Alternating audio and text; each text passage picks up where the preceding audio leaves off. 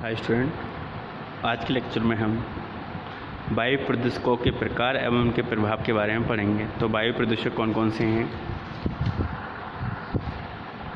पहला है carbon monoxide. इसका इफेक्ट क्या होता है हमारे शरीर पर? श्वास लेने में कठिनाई, सिर दर्द, रक्त के हीमोग्लोबिन में घुलकर रक्त की ऑक्सीजन वहन क्षमता कम करना, जिससे मृत्यु भी हो सकती है। दूसरा है अजला हाइड्रोकार्बन। ये फेफड़ों में पहुंचकर कैंसर उत्पन्न करता है। अमोनिया वार्निश एवं पेंट की सरफेस को ख़राब करना, कपड़ों का रंग फेड करना, आँखों की रोशनी कम करना, श्वसन में बाधा डालना। नाइट्रोजन के ऑक्साइड, फेफड़ों के रोग लग जाना, खांसी व सीने में दुखन होती है। क्रिया क्या करता है? Nitrogen oxide plus hydrocarbons ozone plus PAN P बनाते हैं। पी क्या है? परऑक्सी। ए क्या है? एसिटिल। और एन क्या है? नाइट्रेट। ओजोन पृथ्वी पर पराबैंगनी किरणों को रोकती है, जिससे पौधों में वाष्पोत्सर्जन की दर बढ़ जाती है। पौधों एवं प्राणियों में श्वसन का बढ़ जाना, अधिकता से आँखों में जलन एवं छाती व खांसी में दर्द हो जाती है। सल्फर डाइऑक्साइड क्या करता है? ये श्वसन द्वारा मनुष्य जानवरों के शरीर में जाकर नमी पाकर H2SO4 बनाती है, जो शरीर संरचना का क्षरण करती है। पत्तियों के किनारों व सिराओं का मध्य स्थान सूख जाता है। लोहे व अन्य धातुओं की बनी वस्तुओं, पत्थर, बिजली का सामान, कपड़ा, रंग रोगन व चमड़े की क्षति पहुंचाता है। फिर है अयस्क धूल। तो ये फुफ्फुस धूलमीयता का रोग हो जाता है, फेफड़ों से संबंधित। फ्लोराइड्स, पत्तियों के सिरों व किनारों पर ऊतक क्षय रोग बन जाना, पशुओं में चारे के साथ पहुंचकर वजन कम होना, लंगड़ापन आना, अतिसार होना। ठीक है, पेचिस अतिसार को बोलते हैं, पेचिस। कवक, फंगी, इलेक्ट्रॉनिक सर्किट्स एवं चमड़े के सामानों का क्षरण होना। हाइड्रोजन सल्फाइड क्या करती है? पेंट का कलर फेड करना तथा कॉपर एवं जिंक पर कोर्जन देना, मतलब संचारण करती है उसका। फास्फोरस फास्फोरिक एसिड के रूप में धातु का संचारण करता है। तो ये इफेक्ट होता है इसका।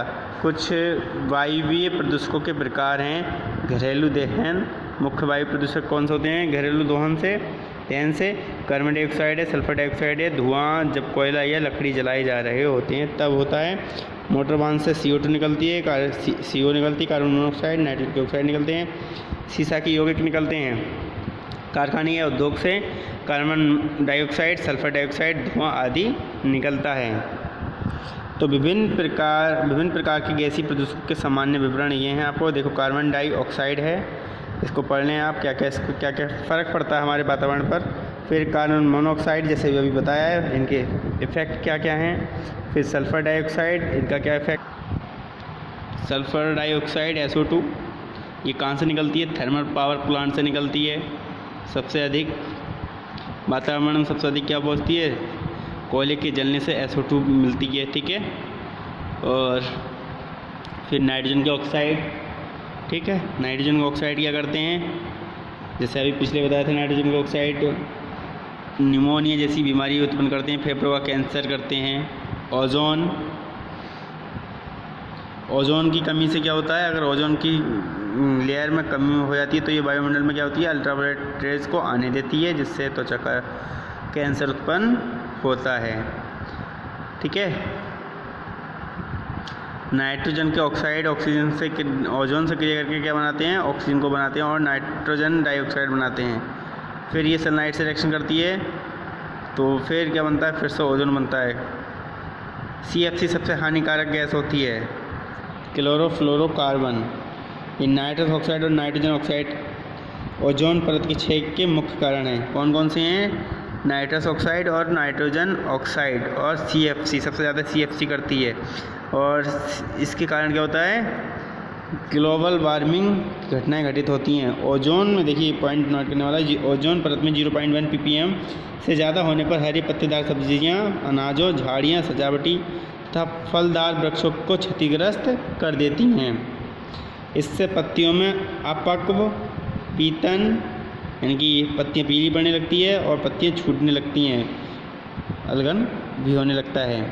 मानव में ये जलन, कफ तथा छाती में जलन पैदा कर देती है। ठीक है। तो ये ओजोन का वो है। पार्टिकुलेट पदार्थ, पार्टिकुलेट पदार्थ क्या है?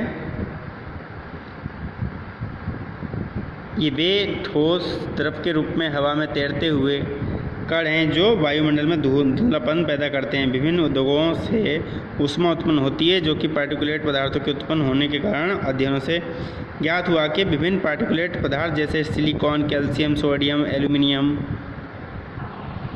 आयरन तथा लेड, जिंक, कॉपर इत्यादि व्यक्ति श्वसन क्रिया द्वारा इन पदार्थों को अंदर खींच लेता है। पार्टिकुलेट पदार्थों का आकार 0.01 म्यू से 20 म्यू माइक्रोन तक होता है। 15 माइक्रोन से ज़्यादा बड़े पार्टिकुलेट पदार्थ नाक द्वारा छन जाते हैं।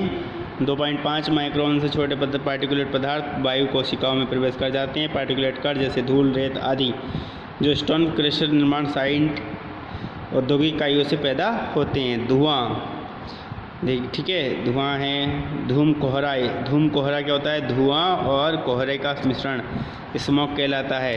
ठीक है। और ये नाइट्रोजन ऑक्साइड प्लस हाइड्रोकार्बन मिलकर क्या बनाते हैं? पैन बनाते हैं प्लस ऑक्सीजन वो ओजोन बनाते हैं। पर ऑक्सी एसिटिल नाइट्रेट जिसके कारण क्या होती है? आँखों में जलन होना शुरू हो जाती है पैन के कारण। धूम कोहरे के बनने से सम्मिलित प्रकाश रासायनिक अभिक्रियाओं का सरलीकृत सेट निम्न प्रकार इंजन के अंदर होने वाली अभिक्रियाएं हैं। अभिक्रियाएं कौन कौन सी होती हैं? नाइट्रोजन ऑक्सीजन सिलेक्शन करता है तो नाइट्रिक ऑक्साइड बनाता है। और नाइट्रिक ऑक्साइड वायुमंडल में होने वाली अभिक्रियाएं कौन कौन सी हो जाएंगी? नाइट्रिक ऑक्साइड ऑक्सीजन से क्रिया करके नाइट्रोजन ऑक्साइड बनाएगा। नाइट्रोजन ऑक्साइड फिर से नाइट्रिक ऑक्साइड और ऑक्सीजन देता है। नवजात ऑक्सीजन बोलेंगे इसको। नवजात ऑक्सीजन O2 से रिएक्शन करके O3 बनाती है और NO प्लस O3 फिर से नाइट्रोजन ऑक्साइड और ऑक्सीजन देते हैं। कोहरे वाले दिनों में ये रासायनिक पदार्थ जो वायुमंडल में निलंबित हो रहते हैं कणमेय तत्वों के रूप में एकत्रित हो जाते हैं। कुछ पादप प्रजातियां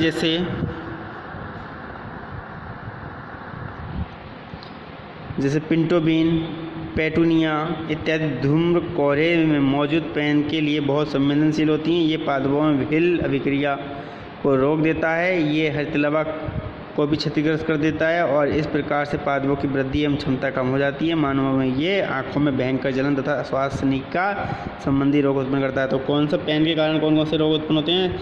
आँखों में जलन और श्वासनिका संबंधी रोग उत्पन्न होते हैं। शीशे के यौगिक, तो शीशे के यौगिक देखिए क्या होते हैं? शीशा एक बहुत ही भयंकर प्रभाव देने वाला प्रदूषक है जो कि मुख्य वाहनों में जलने वाले ईंधन के जलने से उत्पन्न होने वाला प्रदूषक है। इससे छोटे बच्चों का मस्तिष्क क्षतिग्रस्त हो सकता है। अत्यधिक मात्रा शीशे की होने पर बच्चों की मृत्यु तक हो सकती है। वयस्कों में ये तंत्र की कार्यशैली को प्रभावित करता है। फिर है फॉर्मल्डिहाइड। तो फॉर्मल्डिहाइड एक SCHO मतलब ये एक रंगीन तथा तीखी गंध वाली गैस है। इसके मुख्य स्रोत कहाँ से हैं? भवन सामग्री व पृथक्करण, फर्नीचर इत्यादि से ये होता है। फॉर्मल्डिहाइड का प्रयोग यूरिया यानी कि फर्टिलाइजर्स में अत्यधिक किया जाता है। ये अवयव रासायनिक संयोग से बनता है जो मानव स्वास्थ्य, जानवरों, पशु पक्षी एवं अन्य सभी जीवों के लिए हानिकारक है। वायु प्रदूषकों का परिवहन,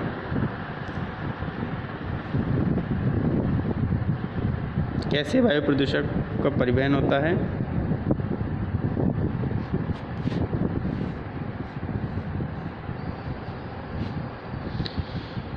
एक अवस्था से दूसरी अवस्था में आ जाना वायु प्रदूषक के स्थानांतरण का कारण है। यथा रासायनिक प्रदूषक वातावरण से हवा में वाष्प उत्सर्जन क्रिया द्वारा प्रवेश करता है। इनका एक अवस्था से दूसरी अवस्था में आ जाना वायु प्रदूषकों का परिवहन कहलाता है।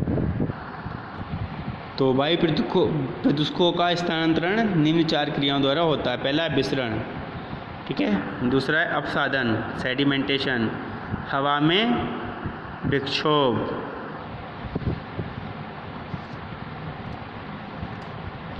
और तीसरा है वर्षा। इनको पढ़ते रहें। तीसरा क्या है? वर्षा, ठीक है। अब बात करते हैं वायु प्रदूषण पर आवश्यक पदों की व्याख्या। वाष्प, काजल,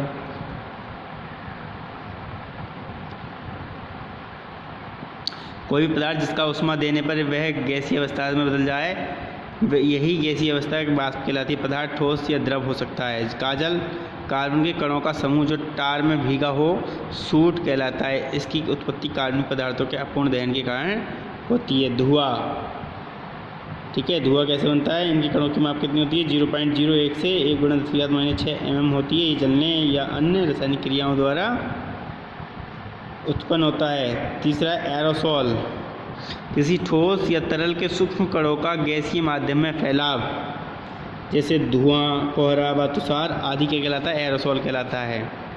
ठीक है। चौथा है बूंद, ड्रॉपलेट। ये तरल का इतना छोटा कण होता है जो स्थिर अवस्था में टपक जाता है परंतु विक्षोभ की अवस्था में लटका रहता है। कोहरा, कण, तीव्र गंध, धूल, उड़न राख, ये सब क्या हैं? वायु प्रदूषण के अवयव हैं।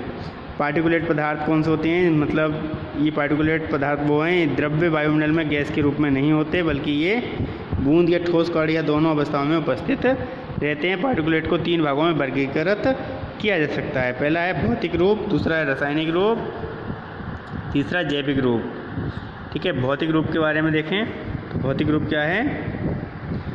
पार्टिकुलेट का मुख्य भौतिक रूप उसका आकार है। इसका आकार माइक्रोमीटर 10⁻⁶ मीटर में मापा जाता है। ऐसे कण जिनका आकार 50 माइक्रोमीटर से अधिक, उन्हें सीधी ही आंखों से देखा जा सकता है, परंतु जिन कणों का आकार 0.005 माइक्रोमीटर से कम है उन कणों को इलेक्ट्रॉनिक सूक्ष्मदर्शी से देखा जा सकता है। प्राय पार्टिकुलेट का आकार 0.005 माइक्रोमीटर से 1000 माइक्रोमीटर तक होता है। मानव बाल, ह्यूमन हेयर का व्यास 5 से 600 माइक्रोमीटर तक होता है, जबकि वायु में मुख्यतः कणों का आकार 0.01 माइक्रोमीटर से 100 माइक्रोमीटर तक अधिक मात्रा में होता है। जिन कणों का आकार 1 माइक्रोमीटर से कम है वे वायु में अपसादित सेटलमेंट नहीं होते।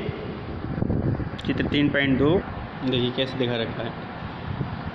0 से 100 पर स्प्रे, ठीक है, फिर 10 पर फ्लैश प्लस डस्ट, फिर जैसे जैसे कम होते जा रहे हैं इनके आकार, ठीक, फिर 1.1000 होगा शायद, 1 पर मिस्ट आता है, धूल के कड़ी होते हैं, फिर 0.1 पर फ्यूम्स आता है, 0.01 0.001 पर इस तरीके से भी कण है। पार्टिकुलेट का बनाना भी एक विशेष रूप रखता है।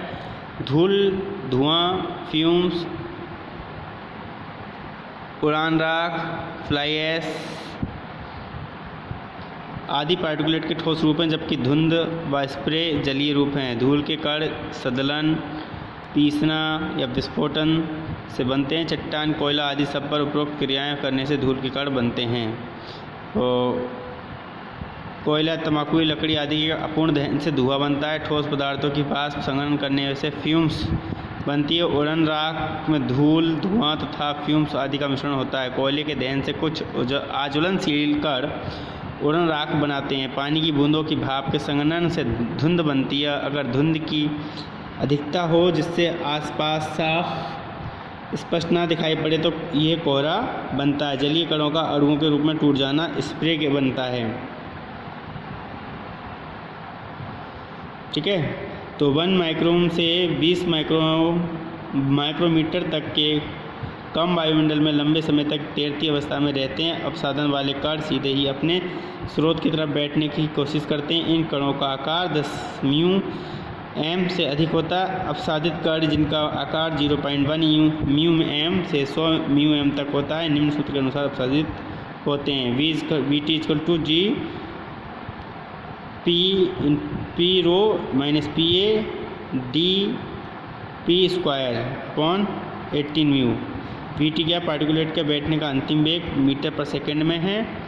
म्यू क्या? वायुमंडल की शांता है, विस्कोसिटी, और जी गुरुत्वाकर्षण नियतांक है। P रो क्या? पार्टिकुलेट का घनत्व किलोग्राम पर मीटर क्यूब में है, और PA वायु का घनत्व है किलोग्राम पर मीटर क्यूब में। dP पार्टिकुलेट का व्यास है। ठीक है। तो ये उदाहरण है, देख लें आप। इसको सॉल्व करेंगे तो 7.32 × 10⁻⁻15 मीटर पर सेकंड आ जाएगा। फिर है रासायनिक रूप और जैविक रूप। ठीक है। तो आज के लेक्चर में बस इतना ही। थैंक यू, जय हिंद। और इसको पढ़ लें।